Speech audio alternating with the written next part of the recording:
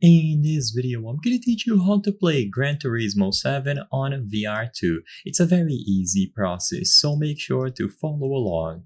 If you have PlayStation VR2, you can play the entirety of Gran Turismo 7 in virtual reality. So of course, first make sure that VR2 is set up and connected to your PlayStation console. I'm not going to go over the full setup process in this video, but you will have to connect it, and once it is properly set up, open Gran Turismo 7 while you have the PSVR2 connected. What you will notice is that in the menus, you will not be in virtual reality mode right away, but don't panic. This does not mean that it didn't work. What you have to do is either go into the world circuits or check out the VR showroom. So first, I'm going to showcase how to do it through the world circuits. Go over to any race. Then once you choose any specific one here, you will load into virtual reality immediately.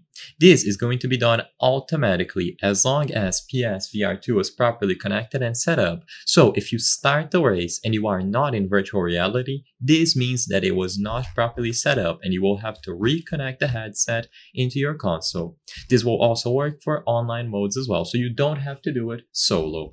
Besides this, you also have the option to go over to your garage and you will find the VR showroom icon if you have the headset connected. Inside of VR showroom, you will have a view of a specific vehicle in various different environments, and all of this will be in virtual reality. So either go into any standard race or check out your garage. Either of these options will give you VR modes that you can check at any time. So just make sure that the PlayStation VR2 headset is connected and set up when you open the game.